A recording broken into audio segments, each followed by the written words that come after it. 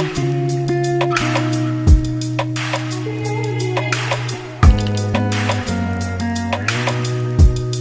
guys, welcome back to another episode of RTHD, and in this episode I want to unbox the Honeybull USB Wi-Fi 2.4 and 5.8 gigahertz compatible USB device, wireless device, and I'll probably flip it over just in case because I'm not too sure how I'm going to give you a view of this video. But with that being said, guys, of course this is a USB, this is an updated USB Wi-Fi adapter. Not all Wi-Fi adapters are the same, so I probably want to explain that very quickly before we get into the unboxing, which is probably just going to be a few seconds. But with that being said, guys, what I need to explain is that USB Wi-Fi adapters, of course, is nothing new. Plenty of you may have it. In fact, of course, if you have a laptop, it's probably built in anyways.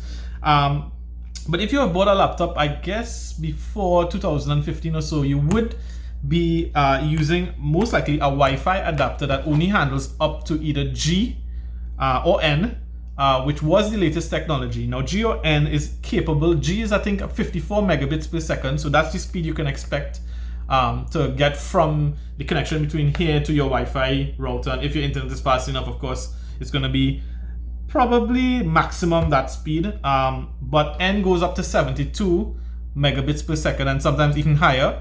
Well, this is using the latest technology, which is 802.11 AC, which is using the 5.0 gigahertz channels. Now the 5.8 gigahertz channels have what seems to be greater bandwidth of some sort. So you can expect speeds. Now N is expected to go up to 300 megabits per second, but that usually isn't the case when you try to connect to N. But this thing says it goes up to 1.2 plus gigabit speed. So this is supposedly supposed to be fast. If I could get half of that speed, I would be so happy. So I bought it because of that, because I actually bought a new Linksys, or well, sort of used, but a new Linksys that handles AC, and I want to be able to do some copying and drive testing, because I actually have a USB drive hooked up to the Linksys, so it's a shared folder. But I need enough speed to be able to do it for my video editing and so forth. So this is what I'm going to try. So it says 1.2 gigabits. WPA2 security, well, that hasn't changed. It says something about dual band. I'm assuming the dual band means the 2.4 gigahertz, which is the 802.11a, b, G, and N specifications, and then there's a 5.8 gigahertz, which is the 802.11 AC speeds. Now there is an actually slower version of this 5.8 gigahertz. It's not far from Honeybull, but it's actually from another company, and they do what you call AC600. So the AC600, if you ever see AC600, it means it could go 600 megabits per second maximum. Now, you know, that's best case scenario. You should expect much less than that, but this is actually AC1200, which means 1200 megabits per second, which is 1.2 gigabits per second. I hope that makes some sense. Now, why I also bought it is because it has this large antenna, and also the USB part seems a little bit small. Some of them are really large, like for example the Linksys ones seem to be really large. I didn't want that because I have USB ports next to each other, so if you use up one, it might use up two ports if it's too large. So that's why I went with this. It comes in a beautiful package, I must say.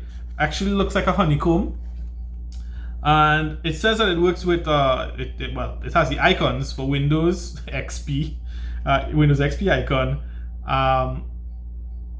That's macOS, and of course Linux. I will be using it mostly for Windows because I want to be able to do work as well on this thing, so that's what you should expect.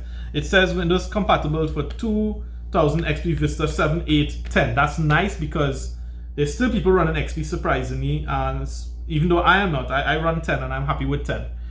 So that's really what I use it for. It's apparently compatible with Linux, Ubuntu. Ubuntu is really popular as well too. And of course on macOS, it is compatible between 10.4 and 10.11. The device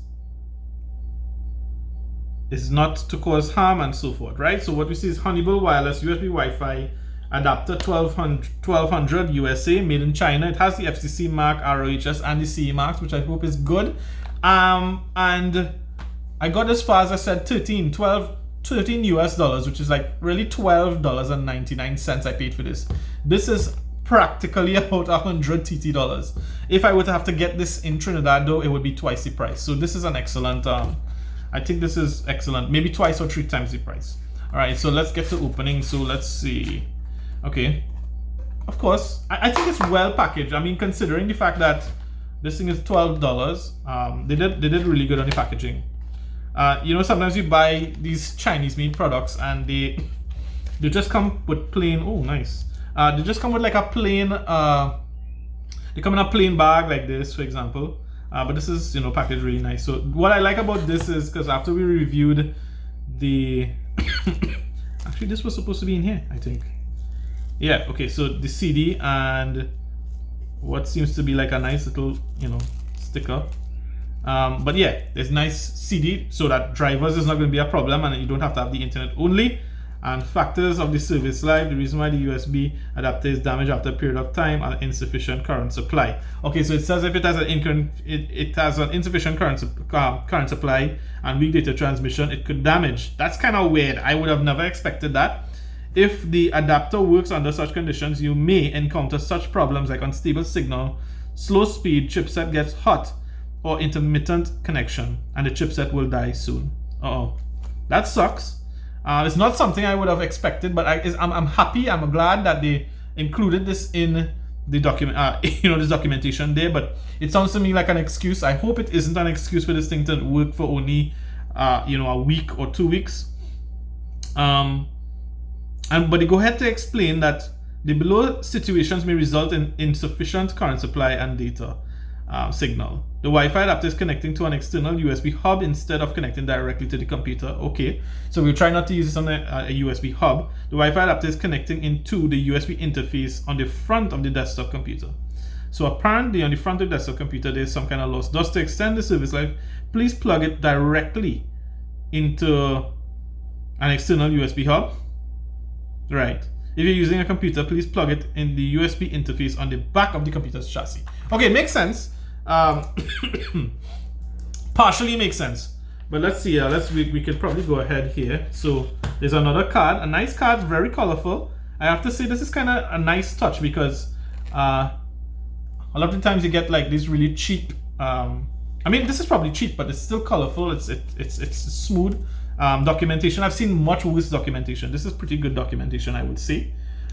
English seems to be fairly decent. It's AC compatible. Data transfer rate is 150/433 megabits per second, and that's 3 times as fast as G. That's what it says for AC compatible. Now, this, it says they gave the documentation for the Honeybull 600. This is the 1200. So I'm assuming that that is going to be twice as fast. So we're going to test this thing out, but it looks pretty easy to install. And oh wow, okay, so this is like a really nice soft kind of, I don't know how to, it's like foam but it's solid. And I'm gonna take this thing out and it looks pretty much exactly like what I would have expected. Very long antenna. It's gonna look weird when I put this on the laptop, but that's not a problem for me. Aesthetics is not as important as me getting my work done. It seems that you could actually unscrew. God, I hope I don't break it. Yeah. Okay, so it's just an antenna that you can unscrew, and you could add even an additional antenna to that. I don't know why you would want to do that, but this is perfectly fine. It's as small as one of those mini USB power storage devices. It's small like that, right? Really, really cool. So we'll get to testing it, and I'll be back in a few minutes with an update on how well that goes. We have to, set up my new Logitech camera in the process. So stay tuned, and we'll be back in a few seconds.